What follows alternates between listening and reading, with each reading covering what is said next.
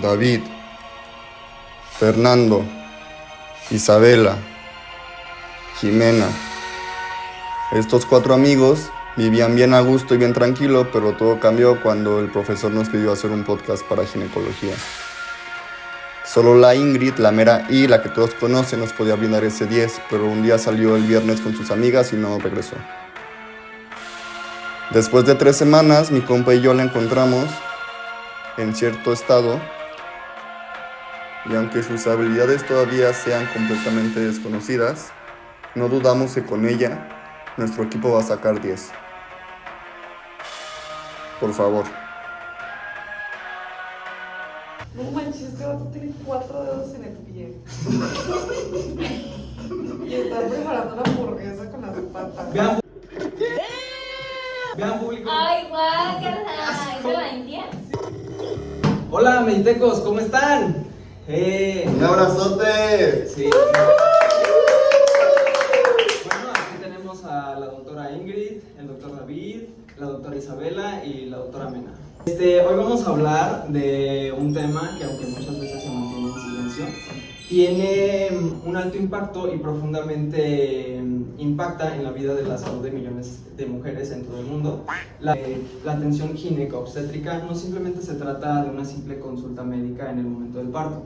Es un proceso que acompaña a la mujer en distintas etapas de la vida, desde su adolescencia hasta su maternidad, y va más allá. Sin embargo, en la práctica muchas mujeres no reciben una atención adecuada o incluso evitan acudir a este tipo de servicios, no por falta de necesidad, sino por falta de por las barreras que existen, ¿verdad?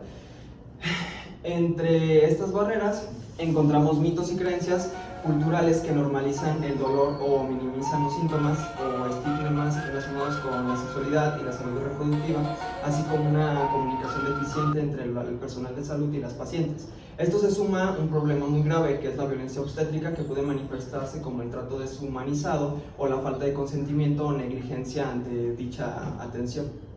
¿Ustedes, Isabela, qué opinas de esto?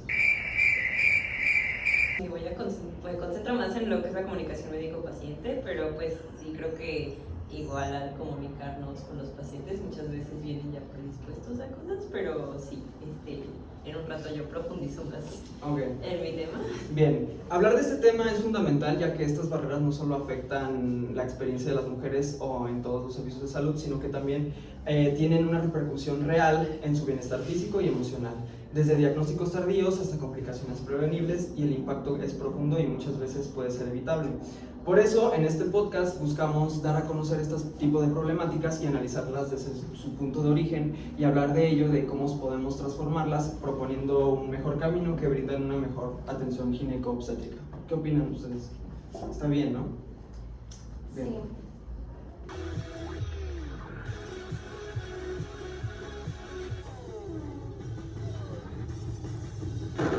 A continuación les hablaré sobre un tema que es bastante importante para la sociedad, que es mitos que curan o nos alejan. En este segmento yo me profundizaré más en derribando los prejuicios sobre la salud femenina, el peso de lo que creemos saber o de lo que nos han contado.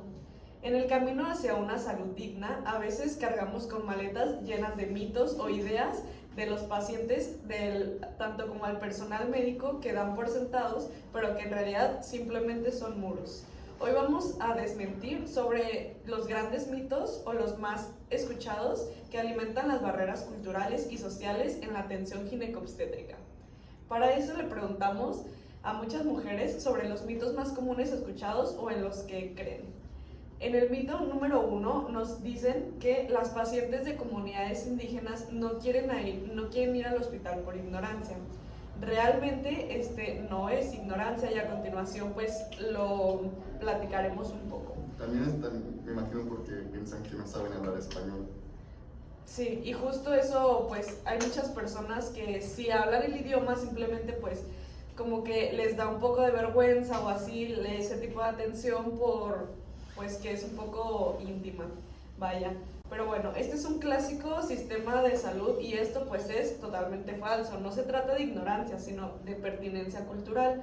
El mito dice que la gente no entiende la ciencia, como que únicamente doctores con doctores, pacientes con pacientes. En realidad, muchas mujeres prefieren evitar el hospital porque ahí se les prohíbe como parir en una posición cómoda, se les separa de su familia o se les ignora si se trata de su idioma.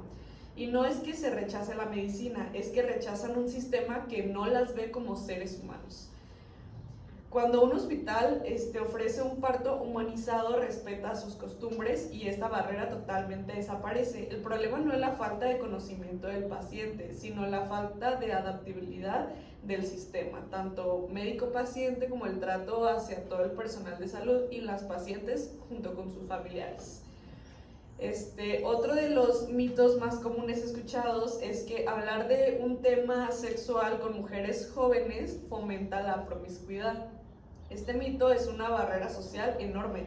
A veces creemos que el consultorio ginecológico debe ser un lugar de juicio moral, cuando en realidad no. Se piensa que si una chica joven busca anticonceptivos o información sobre ya sea enfermedades de transmisión sexual, infecciones, etc., el médico debe darle un sermón o un regaño, cuando no es así. Totalmente es un tabú social que lo único que logra es que las mujeres busquen respuestas falsas, busquen en internet, pregunten y pues todo eso sea información falsa o no totalmente correcta, por así decirlo. Un ginecólogo no es un juez moral, no es una persona que te va a regañar, simplemente es un aliado que te puede ayudar a hacer las cosas de una mejor manera. Y pues más que nada aquí los mitos nos dan una visión borrosa sobre la realidad. Cuando dejamos de juzgar y empezamos a preguntar e informarnos, estas barreras sociales se vuelven puentes hacia una mejor información y cabe pues resaltar que esto a una mejor atención médica. Y bueno, gracias por quedarte en este breve mitos. Y a continuación abordaremos un tema que también es muy importante, sobre los estigmas, con mi colega David.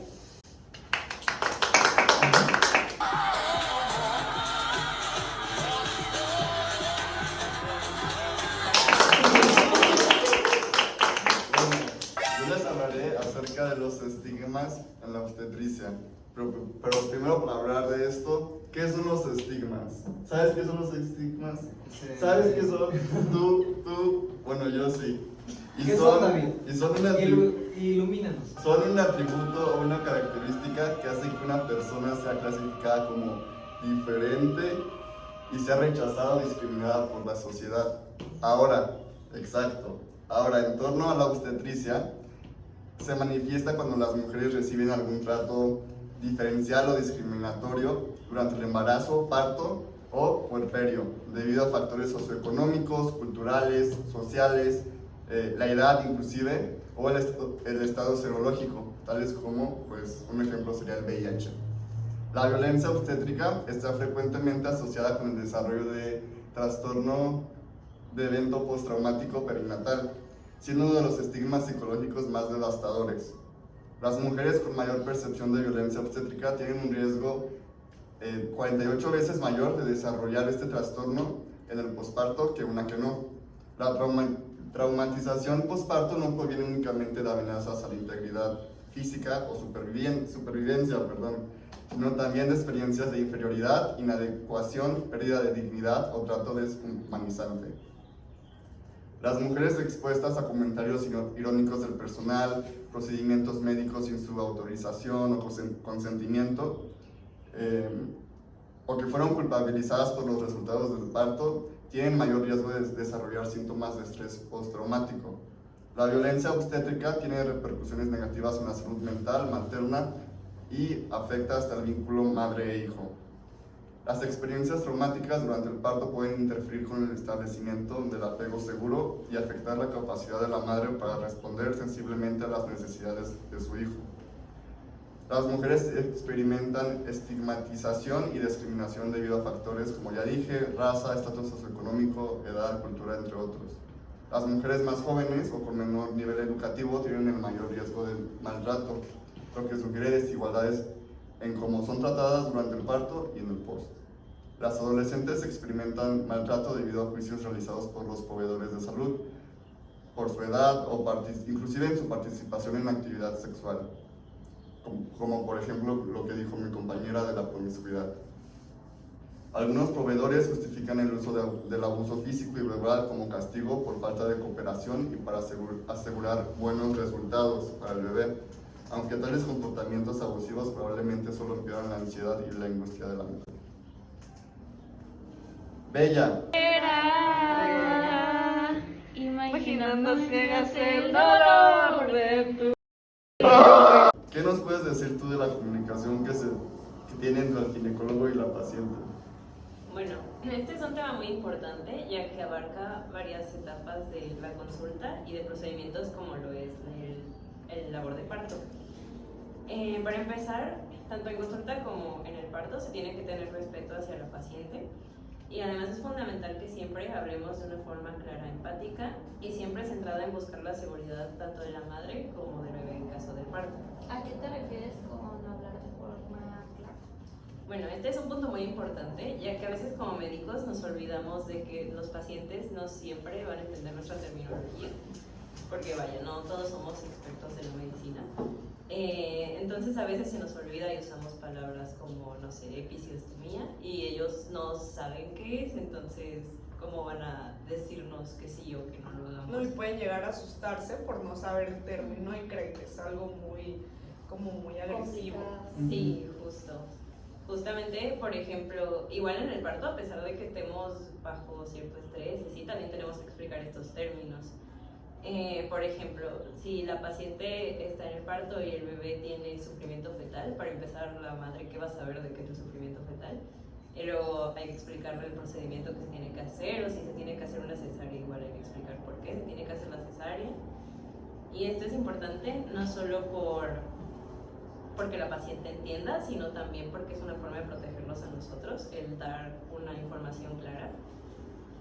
Y bueno, además también es muy importante que bajo todo procedimiento siempre haya alguien con nosotros. Además de que, por ejemplo, al hacer la episiotomía o una cesárea, también hay que pedir un consentimiento informado. No, o sea, aunque tengamos que tener todos 2 segundos, porque también igualmente esto nos protege y le queda claro a la paciente los riesgos y los beneficios de lo que le vamos a hacer. Vamos a pasar a otro tema muy importante, en el cual ya se los había comentado, que viene siendo la violencia obstétrica. Jimena, ¿nos podrías hablar sobre ello?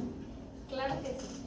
Según las diferentes páginas del gobierno que hablan acerca de este tema, el maltrato que sufre la mujer embarazada al ser juzgada, atemorizada, humillada o lastimada, ya sea física o psicológicamente, y se presenta en los lugares que son los que presentan los servicios médicos y se da en todas las esferas de la sociedad. Esto se conoce como violencia obstétrica.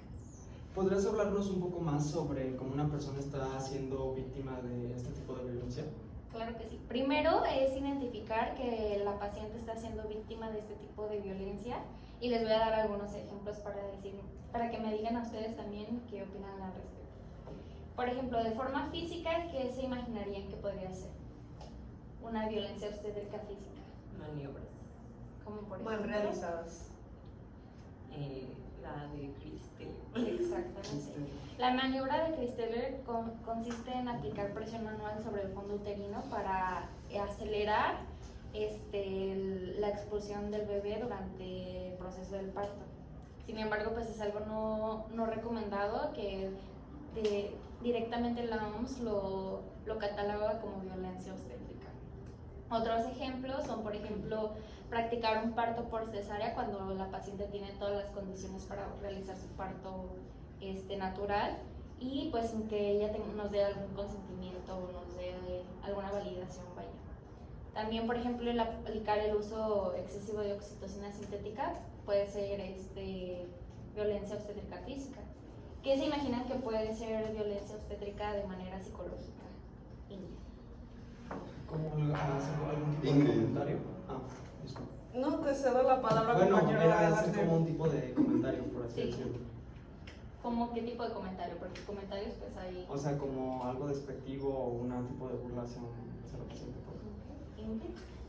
Sí, yo creo que también eso puede ser un poco sobre lo que yo abordaba de mitos, o sea, parte de violencia es como el meterle una idea errónea a la paciente de que, ay, no, o sea, salen los bebés mejor por parto y si es por cesárea van a ser burro o algo así, que yo he escuchado eso, que es totalmente falso y eso también pues es parte de violencia psicológica, el como hacer ese tipo de prejuicios que son falsos. Sí, tanto también, por ejemplo, el omitir la información hacia lo que le vamos a dar a la paciente, como lo había mencionado Isabela, y por ejemplo también el simple hecho de aislar a la paciente en el momento del parto y no permitirle el estar acompañada por familiares o por su misma pareja, eso se consideraría violencia obstétrica. De manera sexual, así muy rápido les voy a decir que algunos ejemplos son, por ejemplo, realizar múltiples maniobras o hacerlas sin justificación, mantener a la paciente desnuda o expuesta ante el personal al momento del parto o durante su estadio. Y por ejemplo, algo muy interesante que me llamó la atención mientras investigaba este tema era la sutura durante la episiotomía llamada punto para el marido, que es que se hace una sutura extra para que la vagina quede un poco más estrecha, para que el marido disfrute, pero realmente es algo pues totalmente incorrecto, ¿no? ¿Qué piensan que podría ser una violencia económica? ¿David? A lo mejor que el doctor sugiera una cesárea, pero la paciente no tiene los recursos para tener una, y aún así el doctor sí o sí quiere hacer la cesárea. Me imagino que sería una violencia. Sí, económica. alrededor de un precio de una cesárea va alrededor de los 9,000 a 20,000 pesos iniciando. Entonces sí, o sea, el hecho de solamente por querer hacer la cesárea con fines de lucro se considera violencia obstétrica. También el hecho de retener a la madre o al bebé por no liquidar alguna deuda es violencia obstétrica. Wow, es increíble cómo algo que debería ser un momento de cuidado y bonito para la madre se puede convertir en una experiencia tan traumática. Quisiera que nos compartieras algunos de los derechos que tienen las madres y que deben de ejercer, ya que no hay mucha información al respecto divulgada. Claro que sí. Hay una página del gobierno que tiene el título Derechos de la Embarazada y se mencionan varios de los derechos, yo les voy a mencionar algunos. Es el derecho a la información, derecho a recibir atención médica de urgencia, a la libertad de movimiento y posición. Esto quiere decir que la paciente puede realizar su parto en la posición en la que ella se sienta más cómoda, tener acompañamiento, recibir la incapacidad por maternidad, expresar sus dudas, emociones, necesidades durante el parto y las expectativas, claro. ¿Tienen algunos otros ejemplos que pudieran mencionar? Trato digno y respetuoso, derecho para identificar a los asistentes. Serían unos que me imagino. Ok, sí, excelente. Tienes toda la razón. Derecho a identificar a los asistentes se refiere a que la paciente tiene el derecho de saber qué médicos los están atendiendo, tanto enfermeras como el personal. Bueno, muy bien, Mena. Y ya para finalizar, ¿qué pasaría si una de nuestras oyentes fuera víctima de dicha violencia obstétrica? ¿Sabes a dónde podrá acudir? Sí, claro que sí, el denunciar es un aspecto muy importante. Y pueden hacerlo directamente en el trabajo, en la sección de trabajo social donde hayan tenido esta lamentable experiencia. También pueden denunciarlo ante la Comisión Nacional de los Derechos Humanos local y ante la Comisión Nacional de Arbitraje Médico, que es la CONAMED. Y pues para llevar su denuncia a cabo debe contener su nombre completo, teléfono, dirección o correo electrónico para darle continuidad a su caso, la narración de los hechos, que lamentablemente, mientras yo sé que puede ser una experiencia traumática el revivir todo esto, pero mientras más detalles tenga, es mejor. Pruebas en caso de contar con ellas y pues es muy importante levantar la voz. Muy bien. Y ya vamos a cerrar. Fue nuestro pequeño capítulo del día de hoy. Aquí los oyentes de Meditecos. Entonces, aprendimos a lo largo de este episodio, hemos explorado algunas barreras culturales, sociales que vienen siendo que influyen de una manera en la atención gineco-obstétrica, ¿no? Entonces hablamos de algunos mitos que distorsionan la realidad o de algunos estigmas que generan discriminación y afectan en la salud mental de algunas mujeres. Y de la sumamente importante comunicación médico-paciente, que debe ser clara, empática y no debemos de tolerar tal así como la violencia obstétrica, que aún persiste en algunos niveles de atención. David, ¿qué aprendiste el día de hoy? Pues yo aprendí acerca de los mitos. Tenía idea de algunos de ellos, pero no sabía qué tan divulgados estaban. Y tristemente pues es la realidad que tenemos en México y en el mundo. No, y yo abordé 2 mitos cuando en realidad, o sea, son muchísimos mitos que se van pasando a través de generaciones, a través de conocidos, que en realidad pues es más importante pues informarse de una mejor manera con tu médico y no pues escuchar tanto otras experiencias, porque pues cada caso es muy individualizado. Entonces creo que sí es más importante pues que tu médico, que te conoce, que sabe todos tus antecedentes, que todo eso te informe de una manera más clara y objetiva a que te lo informe tu vecina. Muy bien, y ahora es importante preguntarnos cómo podemos hacer algo al respecto. ¿Qué podemos hacer, Isabela? ¿Qué podemos hacer?